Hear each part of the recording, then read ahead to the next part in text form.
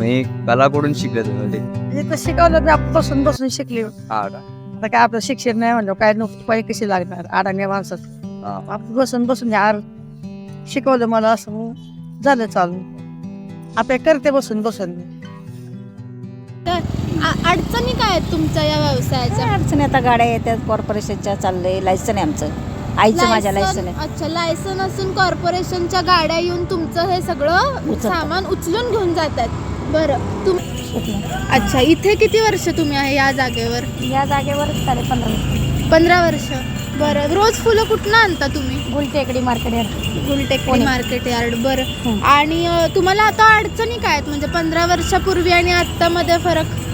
15 वर्षापूर्वी पहिले माल स्वस्त होते फुलं स्वस्त होते बरं, त्यामुळे कस्टमरची झिकझिक होत नव्हती. हां, आता फुलं खूप महाग आहेत त्याच्यामुळे कस्टमरची झिकझिक होती. अच्छा. माल खूप मटेरियल खूप महाग येतात. मटेरियल महाग झालं आता. हां सर्वसामान्य माणसाला परवडत नाही अच्छा, म्हणजे एवढे महाग फुलं उचलतात. हां हां. फेस्टिवलच्या वेळेस म्हणजे तेव्हा तुमच्या फुलांची विक्री आणि आत्ताच्या विक्रीमध्ये किती फरक असतोय? म्हणजे फेस्टिवलला म्हणजे जास्त असतं आणि एरवी एवढं नसतं जास्त गिराईक म्हणजे थोडं असतं. बरं, आधीचे लोक जास्त घ्यायचे फुलं का आत्ता काय फरक आहे? म्हणजे कस्टमरमध्ये काय फरक आहे तुमच्या? आत्ता जास्त आहे आत्ता जास्त. आधीपेक्षा आत्ता जास्त आहे. अच्छा, तुम्ही आर्टिफिशियल फुलांचा वापर करता का?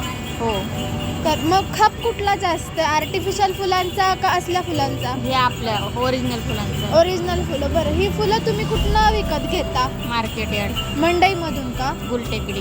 गुलटेकडी मंडईमधून. मग रोज तुम्हाला फुलं विकत घ्यायला जायला लागतंय का ते आपोआप म्हणजे नाही गाडी जावं घेऊन- लागतं तिथं घ्यायला. रोज घेऊन घ्यायला? आता पुढं तुम्ही अजून काय सुधारणा करणार आहे तुमच्या बिझनेसमध्ये? हारांचे वगैरे क्वालिटी वाढवणार फुलांमध्ये. अच्छा, दर जे असतात ते आधीपेक्षा आत्ता जास्त आहेत का? हो आत्ता खूप जास्त. अच्छा, तुम्ही काय काय करता तुम्ही म्हणजे आता? नवीन आता म्हणजे चांगले लग्नाचे हार वगैरे लग्नाचे हार. कामं अच्छा, पुन्हा आर्टिफिशियल ज्वेलरी बनवतो. आर्टिफिशियल. ओके हां, ओके. वाडी सेट बनवतो म्हणजे वटी भरण्याचे कार्यक्रम वगैरे असले हां हां.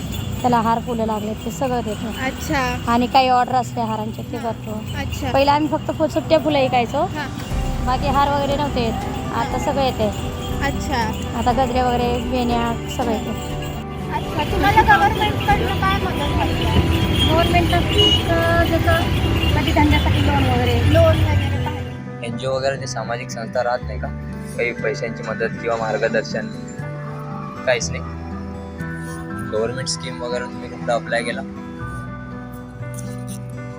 तर मग 1-2 आहेत. म्हणजे एक गव्हर्नमेंट स्कीम आहे PM विश्वकर्मा, तर तुम्हाला 3 लाखपर्यंतचं लोन वगैरे भेटतं तुमचा हा जो व्यवसाय वाढवण्यासाठी. आपला व्यवसाय नाही ना माल कसे हाती ते कामाला तुम्हाला तुमचं स्वतःचं पण चालू करता येऊ शकतं. अच्छा, हा प्रोजेक्ट आम्ही ॲक्च्युली ह्याच्यासाठी करतो की तुमचा रिपोर्ट आम्ही पुणे म्युन्सिपलला पाठवून तुमची काय हेल्प करता येईल. तर ह्या प्रोजेक्टबद्दल तुम्हाला काय म्हणणं आहे? खूप चांगला प्रोजेक्ट आहे त्याच्यामुळे सर्वसामान्य माणसांना त्याची माहिती पडते. हां आणि आमच्यासारखे जसे आम्ही फक्त धंद्यातच व्यापून असतो आम्हाला बाहेरच्या कुठल्या गोष्टी हां कळत पण नाही कुठं जायचं काय म्हणजे डोक्यात पण येत नाही. हां आणि अशा प्रोजेक्टमुळे आम्हाला त्याची प्रेरणा मिळते की बाबा आपण असं नाही असं बी करू शकतोय. हां त्या सरकारतर्फून लोन बी मिळू शकते आम्हाला. हां लोन. तर आमचा प्रोजेक्ट आम्ही जास्त वाढवू बी शकतोय. अच्छा असं चालेल. नाही. Problems and solutions, market access and financial assistance. In the world of garland making, artisans struggle to reach market despite their skills and tradition. We are changing that by connecting them to local markets, online platforms and tourist spots, while also supporting their market efforts through tailored financial assistance, including loans and grants. We are empowering their dreams and breaking barriers for a brighter future. Preserving garland making heritage and strengthening communities. Garland making isn't just a craft, it is a cherished legacy. We advocate for policies safeguarding their intellectual property rights and securing recognition for garland making as cultural heritage. Preserving our shared identity and traditions, community is vital for garland makers. We foster collaboration, encouraging them to unite, share resources and uplift each other.